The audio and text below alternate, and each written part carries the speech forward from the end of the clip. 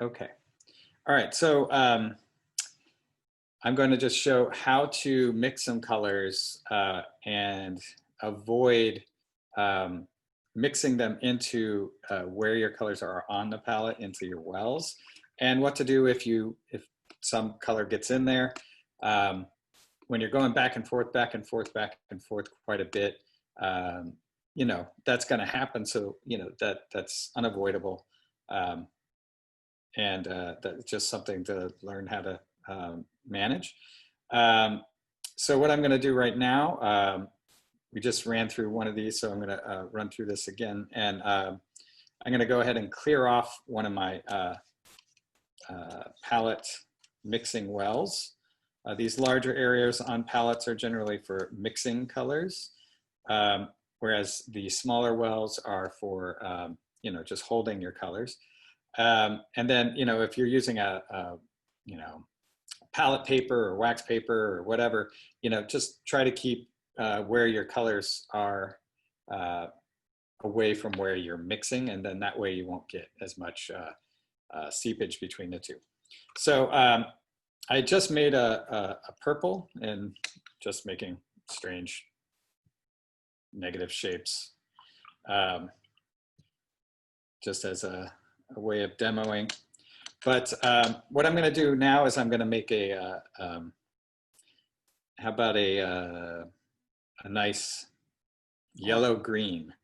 That way I have to use some of my yellow. Now, if you take a look at my yellow right now, something has happened in there in my fancy setup here. You can see that there has been some red pulled into the yellow. So if there is some color that has seeped in and you really need it to just be, just pure yellow, then you can wet it down and then just go in with a paper towel and extract the water, and that should extract all the extra color that might have found its way in there, and clean it out. Now, this is, quote, a loss of pigment and a waste of paint, but it also is getting you to the paint that you want. So it's, it's a sacrifice. So to mix a color, one thing that you want to do is kind of prime the well that you'll be mixing in. So you put a little bit of water in there, just a little bit, just so that there's some place on here that is going to grab onto the pigment that you're going to be pulling from your color wells. So I'm going to go over here, and I've loaded my brush full of water, and I'm just going to go back and forth. Clean water, by the way, not the dirty water, just clean water. And I'm just going back and forth, back and forth. And what I'm doing is I'm turning the brush. If you can see, I'm twisting my hands back and forth while I'm going back and forth over it. And what that's doing is that's really super loading the brush. It's getting a full range of the belly of the brush, and bringing the pigment into the brush. Now, if you look at that brush, it's now full of nice yellow pigment. So I'm going to then exchange that into my mixing well, and immediately, because there's some water down in here, the water is actually helping it move off the brush. So it's actually helping to extract the water, because water likes water, and it wants to move with it. Think of a river or a lake or anything. Water will find the easiest place to go in order to move. So here I've got a nice consistency of yellow. And so I want to then clear off my brush, but I want to get as much of the pigment off as I can. So I go to one of the areas where there isn't as much pigment, and I can either try to brush off as much as I can, or scrape it against the side. If you're scraping up against the side, you can cause some spittling to happen, which can be a nice effect when you're trying to use it, intentfully that way.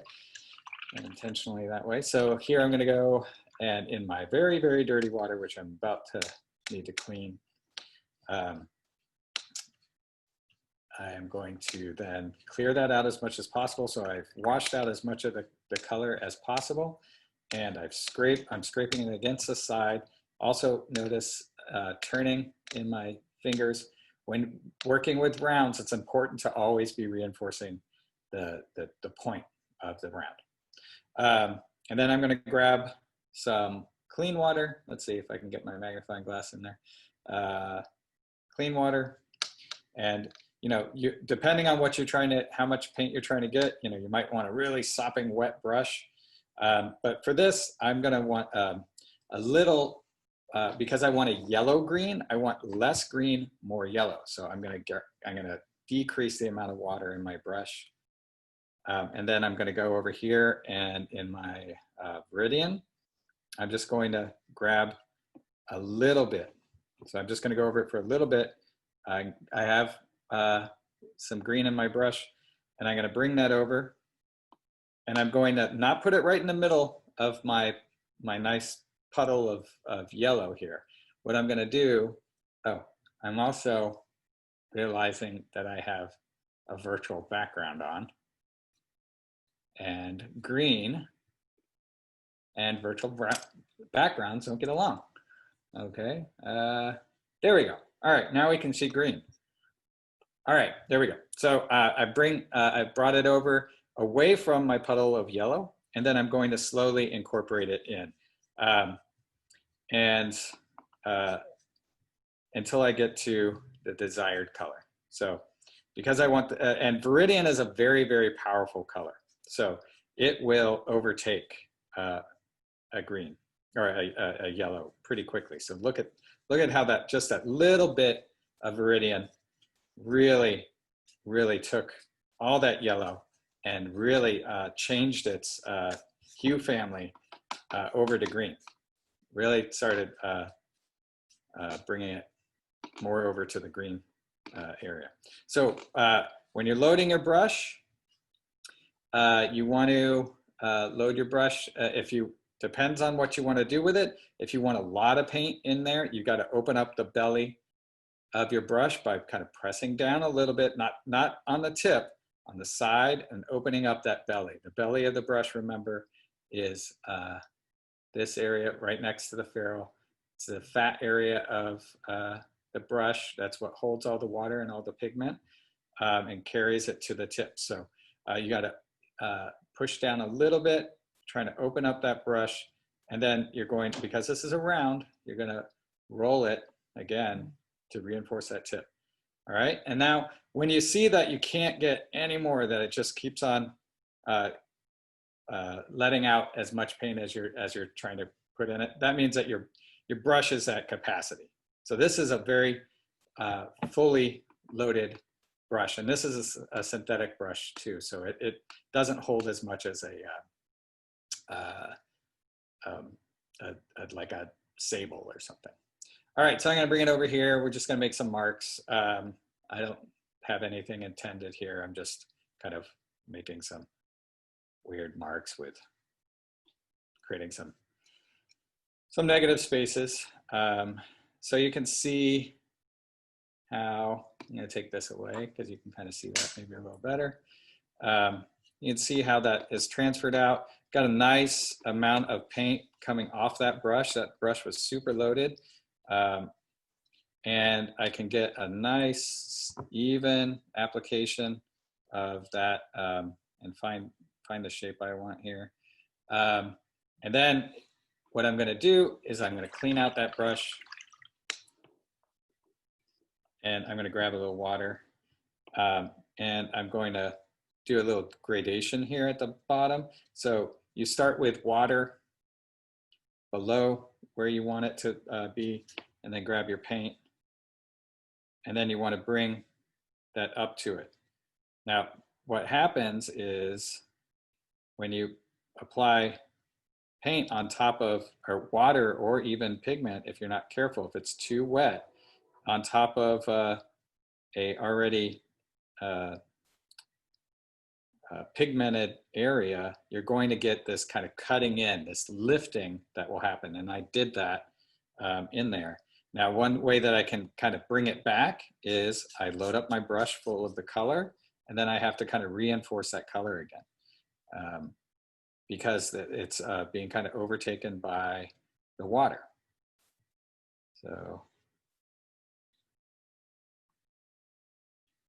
and as it gets closer to the water, you can see it's starting to give way a little bit. Direction of the brush can make a difference. So you work it into it and then back out, and you have to kind of work quickly. And then what I'm going to do, oh, I just rinsed out in my clean water. I'm going to just try to stretch this a little bit. We'll go back over here, and I'm just basically painting with empty water right now.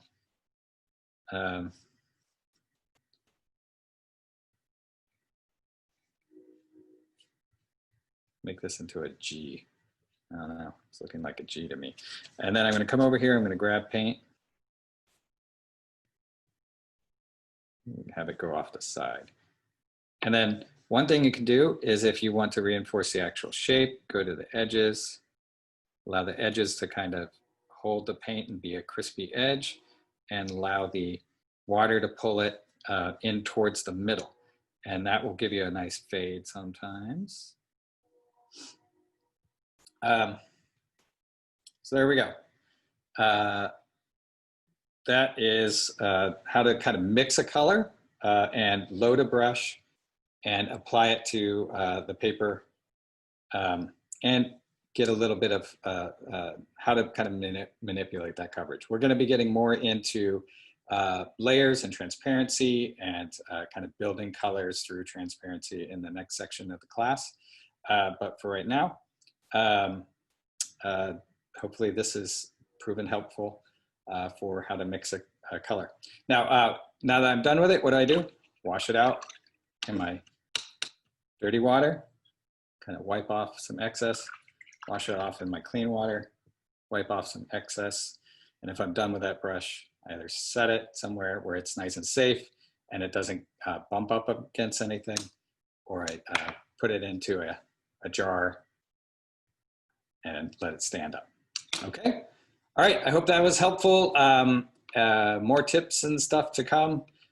So let me know if there's anything that's coming up for you, and I will address that. So thanks a lot. See you all soon.